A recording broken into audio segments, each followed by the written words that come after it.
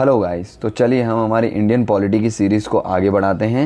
And let me repeat here, हम लोग यहाँ पर क्या कर रहे हैं, 7th एडिशन जो है लेटेस्ट इंडियन पॉलिटी की एम लक्ष्मीकांत सर की, उसको यहाँ पर चैप्टर बाय चैप्टर डिटेल में कवर कर रहे हैं। ऑलरेडी हम 1 to 22 चैप्टर्स देख चुके हैं। अगर आपको इन चैप्टर्स में कोई भी कन्फ्यूज़न हो तो प्लीज़ इसी चैनल पे आपको कंप्लीट इंडियन पॉलिटी की सीरीज़ मिल जाएगी, प्लेलिस्ट, वहाँ पे जाके आप रिफ़र कर सकते हैं। प्रेजेंटली हम जो चैप्टर चला रहे हैं वो है chapter 23, that is parliament. Parliament जो है बहुत ही आपका लेजिस्लेचर का पार्ट है और बड़ा चैप्टर है, जिसके लिए हमने ऑलरेडी 5 लेक्चर्स रिकॉर्ड कर चुके हैं हम लोग। इसी चैनल पे आपको मिल जाएंगे और ये 6-1 होने वाला है क्योंकि ये बड़ा चैप्टर है और हम जल्द से जल्द इस चैप्टर को कंप्लीट करने की कोशिश करेंगे। ऑलराइट, तो जिस टॉपिक पे हम लोग पहुँचे थे वो था टॉपिक हमारा मनी बिल। ऑलराइट, चलिए सबसे पहले अगर हम बात करते हैं मनी बिल के बारे में, तो मनी बिल होता क्या है। फर्स्टली अगर हम बात करें, नाम से पता पड़ रहा है ऐसा बिल होगा जो कहीं ना कहीं कोई ना कोई मनी मैटर से रिलेटेड होगा। तो यस, ऑब्वियसली मनी बिल जो है वो क्या है, कॉन्स्टिट्यूशंस के आर्टिकल 110 यानी कि 110 आर्टिकल के अंदर मनी बिल को डिफ़ाइन किया गया है। किस तरीके से डिफ़ाइन किया गया, तो बोला गया आर्टिकल 110 के अंदर कि कोई भी बिल है उसको मनी बिल कंसिडर किया जाएगा। कब? when it contains only provision dealing with all or any of the following matter, and which are they following matters, what are the following matters। अगर वो matters में होंगे तो हम उसको मनी बिल बोलेंगे, जैसे कि imposition, abolition, remission, alteration और the regulation of any tax, ये इंपॉर्टेंट वर्ड है। फिर the regulation of the borrowing of the money by the union government, जो भी बोरो कर रही है यूनियन गवर्नमेंट मनी वो। Then the custody of the consolidated fund of India और the contingency fund of India, the payment of the money into और withdrawal of the money from such account. तो consolidated fund of India in contingency fund of India में money impose करना है, withdraw करना है, तो उससे रिलेटेड जितने भी बिल्स होंगे, the appropriation of money out of the consolidated fund of India, निकालनी है मनी या डालनी है मनी, वो भी एक मनी बिल की तरह कंसिडर किया जाएगा। The declaration of any expenditure charge on the consolidated fund of India and increase the amount of any such expenditure, उसे भी मनी बिल के तौर पे कंसिडर किया जाएगा। और the receipt of the money on account of the consolidated fund of India और the public account of India और द कस्टडी और the issue of such a money और the audit account of the union और the state, ये सारे भी क्या किए जाएंगे, कंसोलिडेटेड कहीं ना कहीं मनी बिल का पार्ट होंगे। कंसोलिडेटेड हो या कंटिजेंसी हो या पब्लिक अकाउंट ऑफ इंडिया हो, सारे चीज़ों से रिलेटेड जो बिल होगा वो मनी बिल होगा। और any matter incidental to any of the matter specify above, ये सारे मैटर्स में से कोई और इंसिडेंटल मैटर आ जाता तो वो भी मनी बिल के तौर पे कंसिडर किया जाएगा। हाँ भाई ठीक है, मनी बिल तो ये सारे बिल्स होंगे, तो कौन से ऐसे बिल होंगे जिनको मनी बिल की तरीके से कंसिडर नहीं किया जाएगा, वो कौन कौन से होंगे। जैसे कि इम्पोजिशन ऑफ द फाइन्स और द अदर पैक्यूनरी पेनल्टीज़ वगैरह लगाई, फ़ाइन लगाई, तो वो मनी बिल नहीं है। द डिमांड और द पेमेंट ऑफ द फ़ी हो गया, लाइसेंस फ़ीस हो गया, सर्विस फ़ीस हो गया, तो ये फ़ी वाली चीज़ें जो इस बिल के अंदर होगी तो उसको मनी बिल के तौर पे कंसिडर नहीं किया जाएगा। द इम्पोजिशन, एबोलिशन, रिमीजल, अल्ट्रेशन और the regulation of the any tax by the any local authority और द फॉर लोकल पर्पज़, तो कोई भी लोकल गवर्नमेंट, स्टेट, अगर अर्बन लेवल पे बात करें तो म्यूनसिपल कॉरपोरेशन, रूरल लेवल पे पंचायत, ये जो भी टैक्सेस लगाती है लोकल पर्पस के लिए, तो वो भी मनी बिल के तौर पे कंसिडर नहीं किया जाएगा अगर उनको बिल के फॉर्म में प्रेजेंट करेंगे पार्लियामेंट में तो। और तो ये सारे प्रोविज़न मनी बिल कंसिडर किए जाएंगे अगर ये सारे प्रोविज़न होते हैं उस बिल में, और ये सारे होते हैं तो मनी बिल कंसिडर नहीं किया जाएगा। अब बात करते हैं मनी बिल को कौन मनी बिल की तरह स्पेसिफाई करेगा, फाइनल अथॉरिटी कौन है, तो डिसीजन लेने की अथॉरिटी कि भाई ये जो पर्टिकुलर बिल है वो मनी बिल है या नहीं, तो वो होती है स्पीकर ऑफ द लोकसभा, जिसका डिसीजन जो है वो क्या होता है, फाइनल होता है। और उसके डिसीजन को कोई भी कोर्ट के अंदर या किसी भी हाउसेस के अंदर, इवन प्रेसिडेंट जो है वो भी क्या है, क्वेश्चन नहीं कर सकते हैं। रिमेंबर दिस थिंग, उनका जो है जजमेंट है कि ये मनी बिल है वो फाइनल होता है। And when the money bill is transmitted to the Rajya Sabha for the recommendation and the presented to the president for the assent, the speaker endorse it as a money bill. तो जब भी लोकसभा से राज्यसभा में जाएगा फिर प्रेसिडेंट के एसेंट, तो speaker notify करेंगे भाई ये मनी बिल है, इसको मनी बिल की तरह कंसिडर करना। तो क्यों ऐसा, तो मनी बिल ऑर्डिनरी बिल नहीं होता, नहीं होता है कुछ एस्पेक्ट्स के अंदर। कैसे, इनके अंदर क्या क्या डिफरेंसेस हैं वो हम सबसे पहले बात करते हैं। भाई कॉन्स्टिट्यूशन है ना, स्पेशल कॉन्स्टिट्यूशन के अंदर प्रोसीजर मेंशन की गई है कि मनी बिल को किस तरीके से पास कराया जाएगा पार्लियामेंट में। तो प्रोसीजर क्या है, तो बात करते हैं हम लोग। सबसे पहले मनी बिल जो है, याद रखना ओनली लोकसभा में इंट्रोड्यूस किया जाएगा, ना कि राज्यसभा में, और with the prior recommendation of president, ये भी कंपलसरी है। और even such a bill is consider to be a government bill, और सिर्फ इसको गवर्नमेंट बिल के तौर पे ही प्रेजेंट किया जाएगा। और जब ये गवर्नमेंट बिल है, इसका मतलब इसको कौन प्रेजेंट करेगा? गवर्नमेंट मिनिस्टर ही प्रेजेंट करेंगे, ना कि ये प्राइवेट मेंबर जो हैं उसको प्रेजेंट कर सकते हैं। प्राइवेट मेंबर और मिनिस्टर में क्या फ़र्क है तो हम लोग लास्ट लेक्चर में देख चुके हैं, अगर कन्फ्यूज़न है तो प्लीज़ रिफ़र कर सकते हैं आप लोग। तो क्या प्रोसीजर है मनी बिल को पास करने की पार्लियामेंट में, जो कि कॉन्स्टिट्यूशन में मेंशन की गई है? सिर्फ और सिर्फ लोकसभा में ही प्रेजेंट किया जाएगा, ना कि राज्यसभा में, with the prior permission of the president of India, और गवर्नमेंट के मिनिस्टर जो हैं वही उसको प्रेजेंट करेंगे, यानी वो गवर्नमेंट बिल के तौर पे ही कंसिडर किया जाएगा, ना कि कोई प्राइवेट मेंबर उसको क्या करेंगे, लेके आ सकते हैं। उसके बाद अगर मनी बिल जो अब लोकसभा के अंदर लेट से मनी बिल जो है ना पास हो गया, और जनरली पास ही हो जाता है सिंपल मेजोरिटी से, more than 50% present in voting, यानी सिंपल मेजोरिटी से पास किया जाता है। फिर ये ट्रांसमिट होता है राज्यसभा में। राज्यसभा के पास यहाँ पर कुछ रिस्ट्रिक्टेड पावर देखने को मिलती है with regard to money bill. क्या रिस्ट्रिक्टेड पावर देखने को मिलती है कि राज्यसभा जो है ना, इसको ना ही रिजेक्ट कर सकती है और ना ही अमेंड कर सकती है मनी बिल को। वो सिर्फ और सिर्फ राज्यसभा क्या कर सकती है, रिकमेंडेशन दे सकती है कि भाई आप ये चेंजेस कर लो, और ये रिकमेंडेशन भी लोकसभा जो है उसको एक्सेप्ट करे या ना करे, वो लोकसभा पे डिपेंडेंट हैं। क्लियर? लोकसभा पे वो डिपेंडेंट होता है कि वो इस रिकमेंडेशन को कंसिडर कर भी सकती है और नहीं भी कर सकती है। अगर वो रिकमेंडेशन को कंसिडर नहीं करती है, फिर लोकसभा वापस से राज्यसभा में भेजती है, और 14 दिन का टाइम ड्यूरेशन पूरा हुआ तो बिल ऑटोमेटिकली राज्यसभा ने भले उसको पास किया हो या ना किया हो, 14 दिन के अंदर अंदर वो बिल जो है वो कंसिडर किया जाएगा as a pass. So the bill will be considered deemed to be pass in the Rajya Sabha if it remains 14 days in the Rajya Sabha. Alright. इसके अलावा अगर हम बात करेंगे, if the Lok Sabha accept the any recommendation the bill is then deem to have been pass by both the houses in the modified form. अगर accept कर लेती है कि भाई राज्यसभा ने रिकमेंडेशंस के लिए लोकसभा में भेजा, लोकसभा ने एक्सेप्ट कर लिया तो ऑब्वियसली पास हो गया बिल। नहीं किया तो भी 14 दिन तक अगर वापस लोकसभा के पास आया, लोकसभा ने एक्सेप्ट नहीं किया, वापस राज्यसभा में भेजा और राज्यसभा में 14 दिन तक उसके ऊपर कोई भी रिस्पॉन्स नहीं दिया राज्यसभा ने, तो बिल ऑटोमेटिकली पास हो जाएगा। ऑलराइट। इसके अलावा if the Lok Sabha does not accept any recommendation the bill is then deemed to have pass by both the houses in the form of originally pass by the Lok Sabha without any changes, तो वो हम discuss कर चुके हैं। And second thing की अगर हम बात करें, if the Rajya Sabha does not return the bill to the Lok Sabha within 14 days, again हम बात कर चुके हैं, वो बिल पास कंसिडर कर लिया जाएगा।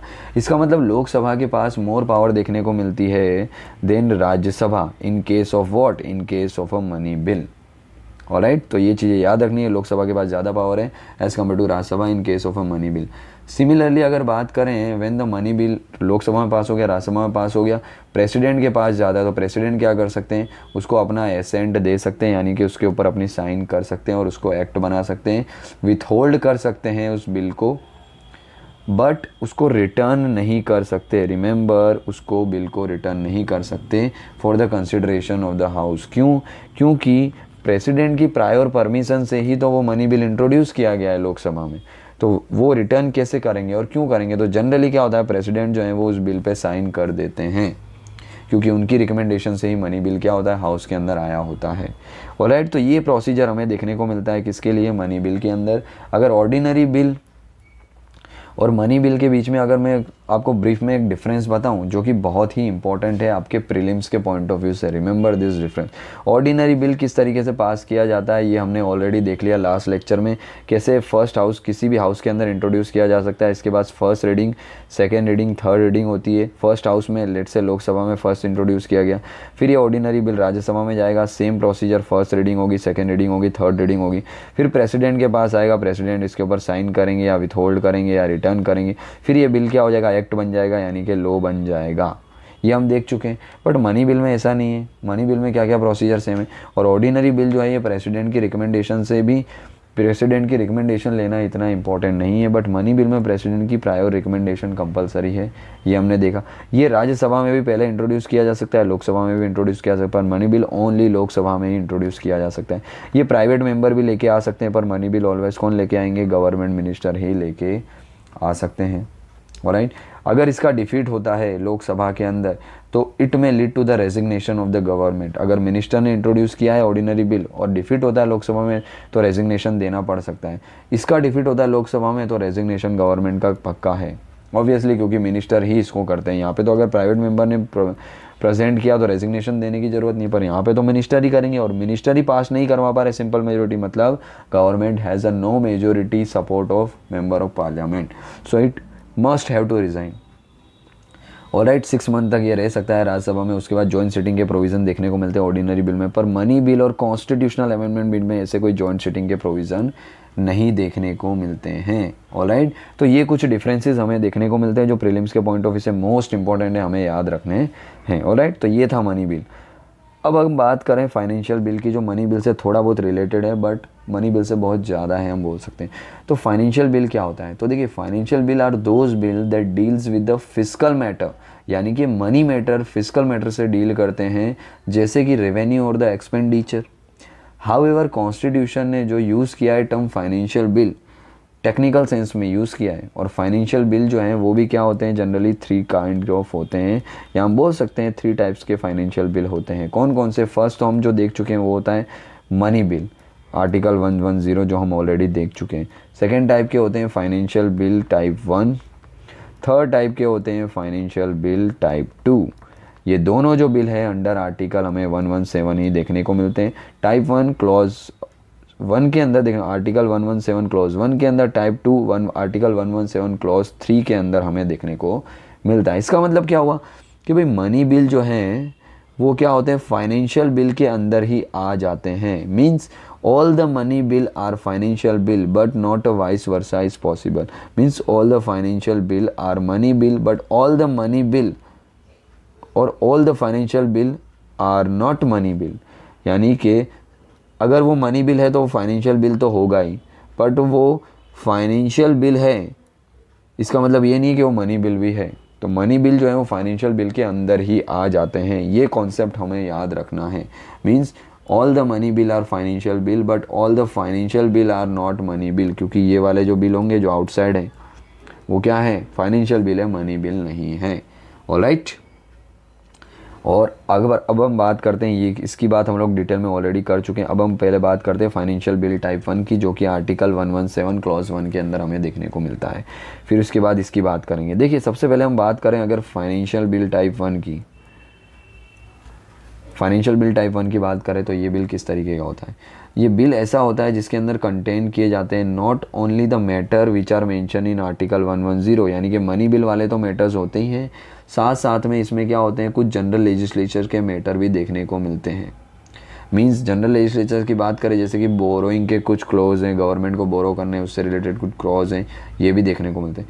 इन दिस रिस्पेक्ट हमको 2 रिस्पेक्ट के अंदर फाइनेंशियल बिल देखने को मिलते हैं, और 2 रिस्पेक्ट ही हमें याद रखना। 2 ऐसे चीज़ें हैं जिसके अंदर क्या है, ये जो फाइनेंशियल बिल है वो मैच करता है मनी बिल से। वो 2 ऐसी चीज़ें क्या हैं इस बिल के अंदर जो मनी बिल के साथ इसको कंपेयर करती है और सिमिलरिटी दोनों में देखने को मिलती है। फर्स्ट ऐसी चीज़ की बात करें हम तो वो क्या है कि दोनों जो बिल हैं, मनी बिल हो सकता है और फाइनेंशियल बिल टाइप 1, ये दोनों बिल हैं वो ओनली लोकसभा में इंट्रोड्यूस किए जा सकते हैं, ना कि राज्यसभा में, याद रखना। तो financial bill type 1 and money bill both can be introduce in the Lok Sabha only, not in the Rajya Sabha.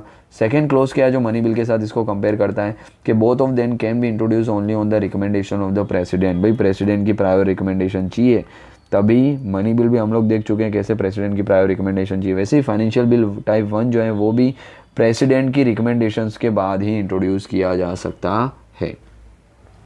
इसके अलावा बाकी सारे रिस्पेक्ट के अंदर अगर हम बात करें ना, तो फाइनेंशियल बिल टाइप 1 है जिसको हम अभी पढ़ रहे हैं, वो क्या है, कहीं ना कहीं ऑर्डिनरी बिल के तौर पे ही काम करता है। ये 2 रिस्पेक्ट ऐसे हैं जहाँ पे फाइनेंशियल बिल 1 और मनी बिल जो है वो दोनों क्या है, सिमिलर हैं। बाकी उनको पास कराना, जैसे कि बात करें लोकसभा में तो कंपलसरी आएगा, फिर राज्यसभा में जाएगा वो, और प्रेसिडेंट के एसेंट मिलेंगे।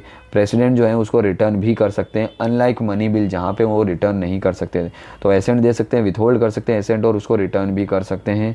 इसके अलावा राज्यसभा के पास भी हमको क्या देखने को मिलती है, सिमिलर पावर देखने को मिलती है, वो भी उसको क्या कर सकती है, रिटर्न कर सकती है रिकमेंडेशन के लिए। मनी बिल की तरह बाइंडिंग जैसा कुछ देखने को नहीं मिलता है। ठीक है। तो सिर्फ ये 2 मैटर के अंदर वो मनी बिल के जैसा होता है, बाकी सारे मैटर में उसको पास कराना होता है, तो ऑर्डिनरी बिल की तरह ही वो काम करता है। और ऑर्डिनरी बिल हम लोग ऑलरेडी डिस्कस कर चुके हैं किस तरीके से पास कराया जाता है। प्रेसिडेंट के पास अच्छी खासी वहाँ पे पावर देखने को मिलती है, ऑलराइट, कि प्रेसिडेंट जो है ना उनके एसेंट भी दे सकते हैं और विथहोल्ड भी कर सकते हैं और रिटर्न भी कर सकते हैं बिल को कंसिडरेशन के लिए। और राज्यसभा भी क्या कर सकती है, उसके पास भी सिमिलर पावर देखने को मिलती है, except that an amendment other than for reductions or the abolition of a tax cannot be moved into the Rajya Sabha or in the Lok Sabha without the recommendations of the president। भाई tax के कोई ऐसे matter है उसमें राज्यसभा उसके अंदर provision change नहीं कर सकती, बाकी सारे मैटर जो है फाइनेंशियल बिल के वो राज्यसभा भी चेंज कर सकती है, क्योंकि ये 2 मैटर खाली याद रखने हैं जो मनी बिल के साथ उसको कंपेयर करते हैं, दोनों सेम है, मनी बिल और फाइनेंशियल बिल टाइप 1 ये 2 मैटर में सेम है, बाकी सारे मैटर में फाइनेंशियल बिल टाइप 1 है वो ऑर्डिनरी बिल के तौर पे ही काम करता है। ऑलराइट, अब हम बात करते हैं, आई होप आपको समझ आया गया होगा। अगर फाइनेंशियल बिल टाइप 2 की बात करें हम, तो टाइप 2 के अंदर क्या क्या डिफरेंस है टाइप 1 से। तो देखिए टाइप 2 जो है ना वो बहुत ही सिमिलर है ऑर्डिनरी बिल की तरह, कि जो फाइनेंशियल बिल टाइप 2 है contain the provision involving the expenditure from the consolidated fund of India. ये consolidated fund of India government का क्या है, ऑफिशियल ट्रेजर है, इसके अंदर से फंड को विड्रॉ करना है एक्सपेंडिचर्स के लिए, तो उसके सारे प्रोविज़न हमको फाइनेंशियल बिल 2 में देखने को मिलते हैं, but does not include any of the matter mention in the article 110। तो 110 के अंदर जो मेंशन चीज़ें हैं वो चीज़ें इसमें नहीं आती है, कंसोलिडेटेड फंड ऑफ इंडिया से विड्रॉ करना है फंड, वो वाली चीज़ें इसमें देखने को मिलती है। ये जनरली ऑर्डिनरी बिल के तौर पर ही कंसिडर किया था हर एक एक्सपेक्ट में, यानी कि लोकसभा राज्यसभा दोनों में प्रेजेंट किया जा सकता है। पहले राज्यसभा के पास सिमिलर पावर देखने को मिलती है, इसको रिजेक्ट करने की भी प्रेसिडेंट जो है इस पर रिटर्न भी कर सकते हैं फॉर द कंसिडरेशन, क्योंकि ऑर्डिनरी बिल के तौर पे ये काम करता है हर एक एक्सपेक्ट में। And the only special features of this bill is that it can not be pass by other house of the parliament unless the president had recommended to that house the considerations of the bill. इसका मतलब एक खाली close इसमें याद रखने का जो कि बहुत ही इंपॉर्टेंट हो सकता है, क्या कि भाई इंट्रोडक्टरी स्टेज पे प्रेसिडेंट जो हैं उनकी रिकमेंडेशन की रिक्वायरमेंट नहीं होती है। Means in the other one the recommendation of the president is not require at the introductory stage but it require at the consideration stage. भाई इंट्रोडक्शन करना है तो प्रेसिडेंट की अप्रूवल की ज़रूरत नहीं है, बट जब क्या होगा ये लोकसभा में आया और लोकसभा को पास करके राज्यसभा में भेजना है, यहाँ पे क्या होगा प्रेसिडेंट की रिकमेंडेशन कंपलसरी है। सेम राज्यसभा में जाएगा, राज्यसभा के बाद प्रेसिडेंट के पास जाने से पहले यहाँ पे प्रेसिडेंट की रिकमेंडेशन ज़रूरी है कि इसको पास करना है या नहीं करना है। तो ये चीज़ें इसमें याद रखनी। जबकि फाइनेंशियल बिल 1 देख रहे थे हम लोग, तो उसमें क्या था, वहाँ पे प्रेसिडेंट की रिकमेंडेशन के थ्रू ही इंट्रोड्यूस हो रहा था लोकसभा में वो भी, बट फाइनेंशियल बिल 2 में ऐसा नहीं है। इंट्रोड्यूस करने के लिए प्रेसिडेंट की अप्रूवल की रिक्वायरमेंट या रिकमेंडेशन की रिक्वायरमेंट नहीं होती है, बट जब लोकसभा के अंदर वो बिल जाता है और पास होने के कगार पे होता है तब, और राज्यसभा में भी सिमिलर, कब कंसिडरेशन स्टेज के ऊपर क्या है प्रेसिडेंट की रिक्वायरमेंट और प्रेसिडेंट के रिकमेंडेशंस की रिक्वायरमेंट होती है। Means it can be either reject और amended by either house of the parliament, और in case of a disagreement between both the houses यहाँ पे भी क्या है जॉइंट सिटिंग के प्रोविज़न हमें देखने को मिलते हैं। और जॉइंट सिटिंग क्या होता है ये हम नेक्स्ट टॉपिक हमारा जॉइंट सिटिंग ही होने वाला है, उसकी हम बात करेंगे। और ऑर्डिनरी बिल है तो ऑब्वियसली प्रेसिडेंट के पास जाएगा तो अपने एसेंट दे सकते हैं, विड्रॉल भी कर सकते हैं और रिटर्न भी कर सकते हैं बिल को कंसिडरेशन के लिए, क्योंकि ऑर्डिनरी बिल है। सिर्फ एक डिफरेंस है वो याद रखना है, क्या कि भाई इंट्रोडक्टरी स्टेज पे प्रेसिडेंट की रिकमेंडेशन की रिक्वायरमेंट नहीं होती है, कंसिडरेशन स्टेज पे जब लोकसभा राज्यसभा में कंसिडर करेंगे वो बिल को तब प्रेसिडेंट की रिकमेंडेशंस की रिक्वायरमेंट होती है। ऑल राइट, तो ये था फाइनेंशियल बिल के दोनों type, financial bill type 1, financial bill type 2, दोनों आर्टिकल 117 क्लोज 1 और क्लोज 3 के अंदर रिस्पेक्टिवली हमें देखने को मिलते हैं। ऑल राइट, अगर अभी भी आपको कोई कन्फ्यूज़न है तो प्लीज़ जाके एक बार वापस से देखिए इस लेक्चर्स को, क्योंकि प्रीलिम्स के पॉइंट ऑफ व्यू से ये छोटी छोटी जो डिटेल्स है बहुत इंपॉर्टेंट होती है, खास करके जब हम बात करते हैं UPSC state public service commissions के भी अभी तो धीरे धीरे क्या है कॉपी होने लगे हैं यूपीएससी की पैटर्न, बट यूपीएससी वालों के लिए बहुत ज़्यादा इंपॉर्टेंट है ये छोटी छोटी डिटेल्स। ऑलराइट, अब अगर हम बात करते हैं नेक्स्ट टॉपिक की तो वो है हमारा joint setting of the 2 houses. क्या होता है जॉइंट सेटिंग? तो सबसे पहले याद रखना है ये एक्स्ट्रा ऑर्डिनरी मशीनरी देखने को मिलती है जो कि हमको कहाँ है कॉन्स्टिट्यूशंस के अंदर प्रोवाइड की गई है। क्यों प्रोवाइड की गई है? जब कोई भी डेडलॉक हो जाता है, deadlock between the two houses means Lok Sabha and the Rajya Sabha, तो ये दो हाउसेस के बीच में बिल को पास कराने के रिगार्डिंग कभी भी कोई डेडलॉक हो जाता है, तो उस डेडलॉक को रिजॉल्व करने के लिए कॉन्स्टिट्यूशन ने क्या किया है, जॉइंट सिटिंग के प्रोविज़न रखे गए हैं। अभी डेडलॉक की क्या मतलब होता है, डेडलॉक क्यों होता है, तो 3 सिचुएशन ऐसी हो सकती है जब ये डेडलॉक की सिचुएशन क्रिएट होती है। वो 3 सिचुएशन क्या हो सकती है, एक हाउस ने क्या किया, बिल को पास कर दिया और दूसरे हाउस में गया, फर्स्ट हाउस ने क्या किया, बिल पास किया और वो जाता है सेकेंड हाउस में, तब ये 3 सिचुएशन प्रिवेल होती है, तब जाके वो डेडलॉक हो सकता है। 3 सिचुएशन क्या हो सकती है सेकेंड हाउस में, पहली चीज़ if the bill is rejected by the other house, भाई सेकेंड हाउस ने क्या किया, बिल को रिजेक्ट कर दिया। दूसरी सिचुएशन क्या हो सकती है, if the house has finally disagree as the amendment to be made in the bill, भाई ये हाउस ने जो अमेंडमेंट किए हैं, फर्स्ट हाउस ने उस अमेंडमेंट को ही रिजेक्ट कर दिया, तो भी डेडलॉक की सिचुएशन बन सकती है। अगर 6 मंथ तक क्या रहा, ये बिल जो है वो एज इट इज़ पड़ा रहा, कोई रिस्पॉन्स नहीं आया सेकेंड हाउस का, तो भी क्या हो जाता है, डेडलॉक हो जाता है, क्योंकि अल्टीमेटली फर्स्ट हाउस को क्या कराना था, इस बिल को पास तो कराना ही था। तो ये 3 सिचुएशंस होती है जिसमें क्या है, एक डेडलॉक वाली सिचुएशन बन जाती है, यानी कि बिल पास ही नहीं हो रहा है। एक हाउस ने तो पास करके भेज दिया, दूसरे हाउस ने क्या कर दिया, बिल को रिजेक्ट कर दिया, दूसरे हाउस ने जो अमेंडमेंट किए थे फर्स्ट हाउस ने उसी को रिजेक्ट कर दिया। 6 मंथ तक कोई रिस्पॉन्स ही नहीं दिया फर्स्ट हाउस को, सेकेंड हाउस ने कोई रिस्पॉन्स ही नहीं दिया फर्स्ट हाउस को उस बिल पे, तो भी क्या है, डेडलॉक लाइक सिचुएशन बन जाती है। तो अब बिल फंस चुका है, बिल को पास कैसे करेंगे यार, फर्स्ट हाउस ने कर दिया, सेकेंड हाउस करने ही नहीं दे रहा है। तब क्या होता है, ये provision of the joint sitting काम आते हैं। किस तरीके से, देखिए अब डेडलॉक तो बन चुका है, यानी कि बिल सेकेंड हाउस से पास ही नहीं हो रहा है। तब क्या करते हैं, प्रेसिडेंट ऑफ इंडिया, ध्यान से सुनना है प्रोसीजर, प्रेसिडेंट ऑफ इंडिया क्या करते हैं, दोनों हाउस को जॉइंट सिटिंग के फॉर्म में बुलाते हैं। बोथ लोकसभा और राज्यसभा दोनों क्या करती है, जॉइंटली दोनों के एमपीज एक साथ बैठते हैं। क्यों, ताकि ये जो डेडलॉक हो चुका है उसके ऊपर डेलिब्रेशन एंड डिस्कशन हो, फिर वोटिंग हो, ताकि क्या हो, ये जो बिल हो उसको पास कराया जाए और डेडलॉक को रिजॉल्व किया जाए।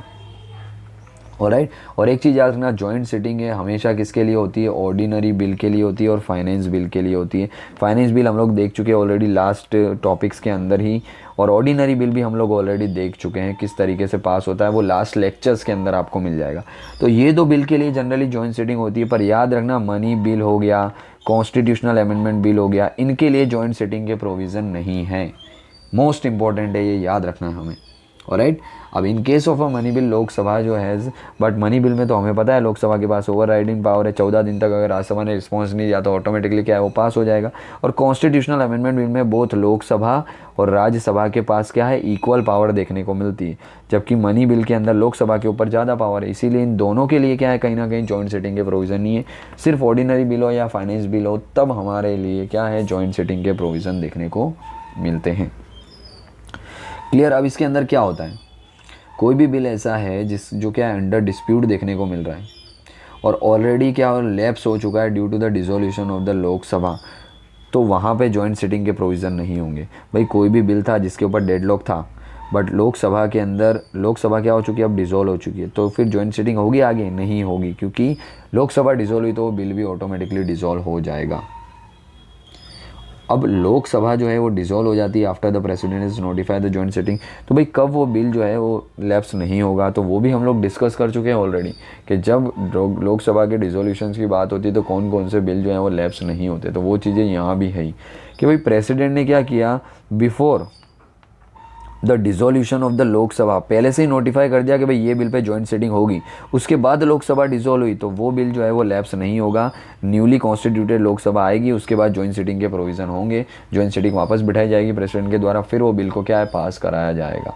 तो पहले अगर लोकसभा के डिसोल्यूशन के पहले प्रेसिडेंट ने नोटिफाई कर दिया जॉइंट सिटिंग का, तो फिर उन केस में क्या होगा, वो बिल जो है वो लैप्स नहीं होने वाला है। क्लियर। अब हम बात करते हैं जॉइंट सिटिंग को प्रिजाइड कौन करता है, तो याद रखना, सीरीज़ याद रखना, सबसे पहले स्पीकर करते हैं ऑफ द लोकसभा, किसको, जॉइंट सिटिंग को प्रिजाइड। अगर वो एब्सेंट है तो डेप्यूटी स्पीकर का काम होता है क्या करना, जॉइंट सिटिंग को प्रिजाइड करना। अगर वो भी एब्सेंट होते हैं तो फिर डेप्यूटी चेयरमैन आते हैं। मीन्स चेयरमैन कभी भी प्रिजाइड नहीं करेंगे जॉइंट सिटिंग को। क्यों? क्योंकि चेयरमैन है वाइस प्रेसिडेंट जो कि मेंबर नहीं है ऑफ द राज्यसभा, इसीलिए चेयरमैन कभी भी जॉइंट सिटिंग को रिप्रेजेंट नहीं करते। अब डेप्यूटी चेयरमैन भी एब्सेंट है तो फिर ऐसे पर्सन को डिसाइड किया जाएगा जिसको मेंबर जितने भी एमपीज है जॉइंट सिटिंग में वो जिसको अलाउ करेंगे वो मेंबर क्या करेंगे? प्रिजाइड करेंगे। क्लियर? अब इसके लिए कोरम भी हमें देखने को मिलता है। कोरम कितना होता है? 1/10 of the total members of the joint sitting. और जॉइंट सिटिंग में कौन है? लोकसभा और राज्यसभा। तो 1/10 यानी कि अराउंड 10% हमें देखने को मिलता है कोरम। कोरम क्या होता है हम डिस्कस कर चुके हैं, मिनिमम इतने नंबर ऑफ एमपीज प्रेजेंट होने चाहिए, फिर ही क्या है प्रिजाइडिंग ऑफिसर हाउस की प्रोसीडिंग स्टार्ट करते हैं। और एक और चीज़ याद रखनी है, जॉइंट सिटिंग जो है वो किससे गवर्न की जाती है? Rules of procedure of Lok Sabha, ना कि राज्यसभा। याद रखना, जॉइंट सिटिंग हमेशा rules of procedure of Lok Sabha के अकॉर्डिंग जो है वो क्या की जाती है? गवर्न की जाती है, ना कि राज्यसभा। तो ये भी बहुत इंपॉर्टेंट हमारा क्या हो सकता है? क्वेश्चंस हो सकता है प्रीलिम्स के पॉइंट ऑफ व्यू से। ऑलराइट, इसके अलावा if the bill in dispute is pass by majority of the total number of a member of the both the houses present and voting, यानी कि सिंपल मेजोरिटी से joint sitting के अंदर bill को क्या है? पास कराया दिया जाता है।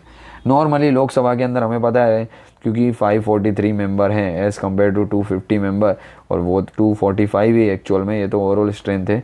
तो यहाँ पे मेंबर कम है, लोकसभा में मेंबर ज़्यादा है, यानी कि हम बोल सकते हैं अगर सिंपल मेजोरिटी की बात करेंगे तो लोकसभा के ऊपर क्या होता है?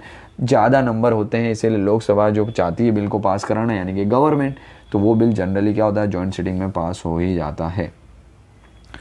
अब कॉन्स्टिट्यूशन ने एक स्पेसिफाई की ये चीज़ें क्या कि जब भी जॉइंट सिटिंग होगी तो कोई भी ऐसा न्यू अमेंडमेंट जो है बिल में वो इंट्रोड्यूस नहीं किया जाएगा। जब भी जॉइंट सिटिंग की बात होगी तो कोई भी न्यू अमेंडमेंट नहीं आएगा, एक्सेप्ट 2 अमेंडमेंट हो सकते हैं। 2 ऐसे केसेस हो सकते हैं जहाँ पे क्या है ये अमेंडमेंट हो सकते हैं, बाकी कोई भी दूसरा अमेंडमेंट ये जॉइंट सिटिंग वाले जो बिल को कंसिडर किया है, जिस जॉइंट सिटिंग में जिस बिल को कंसिडर किया है उसमें ये 2 अमेंडमेंट किए जा सकते हैं, बाकी कोई भी नहीं किया जा सका। वो 2 क्या है? Firstly those amendment that have cause the final disagreement between the houses. भाई ये क्लोज था बिल का, उसके कारण क्या हुआ है? जॉइंट सिटिंग करानी पड़ रही है, उसका अमेंडमेंट किया जा सकता है, ऑब्वियसली करना पड़ेगा। और दूसरा क्या हो सकता है कि भाई इतना जो टाइम ड्यूरेशन हुआ है, डिले हुआ है बिल को पास करने में, तो कोई ऐसा करंट की चीज़ों का स्पेसिफिक इंपॉर्टेंट मैटर आ गया तो उसको भी क्या किया जा सकता है? ऐड किया जा सकता है बिल में। ये 2 चीज़ें की जा सकती है जॉइंट सिटिंग वाले बिल में, बाकी और कोई भी अमेंडमेंट नहीं किया जा सकता। करंट इंपॉर्टेंस का कोई चीज़ें हैं तो वो उसको ऐड किया जा सकता है, और जिस बात को लेकर डेडलॉक हुआ था वो बात जो है वो भी चेंज की जा सकती है। ऑलराइट, और सिंस 1950 जब से हमारा कॉन्स्टिट्यूशन जो है इन्फोर्स किया गया है फुल्ली 26 जनवरी 1950, तब से ओनली 3 ऐसे बिल जो हैं वो पास किए गए हैं। किसके थ्रू? जॉइंट सिटिंग के थ्रू। ये तीनों बिल कौन कौन से हैं? तो याद रखना है, सबसे पहला तो डाउरी प्रोहिबिशन बिल है 1960 का। दूसरा कौन सा है? बैंकिंग सर्विस कमीशन बिल है 1977 का। Then preservation of terrorist bill है 2002 का। ये ओनली 3 बिल ऐसे हैं जिनको अभी तक क्या किया गया है? जॉइंट सिटिंग के थ्रू सिंस 1950 पास किया गया है। तो ये भी प्रीलिम्स के पॉइंट ऑफ व्यू से इंपॉर्टेंट हो सकता है। जैसे इस साल 2024 के अंदर हमने देखा डीलिमिटेशन कमीशन के नंबर पूछ लिए, भाई कितनी बार डीलिमिटेशन कमीशन लाया गया है? तो भाई 4 बार लाया गया इस बार के प्रीलिम्स में, देखा था हमने कोई। वैसे ही ये भी पूछा जा सकता है कितनी बार जॉइंट सिटिंग के थ्रू या कितने बिल आज तक पास किए गए जॉइंट सिटिंग के थ्रू। तो ये 3 बिल पास किए गए, ये याद रखना है हमको। कौन कौन से वो भी याद रख लेना भाई। हाँ, डाउरी से रिलेटेड है, बैंकिंग सर्विस से और टेररिज्म से रिलेटेड 3 बिल हैं जो पास किए गए हैं अभी तक। ऑलराइट, तो क्लियर है आप सभी को? तो आई होप आपको चीज़ें क्लियर हुई होगी। नेक्स्ट चैप्टर में हम डिस्कस करेंगे हमारा बजट।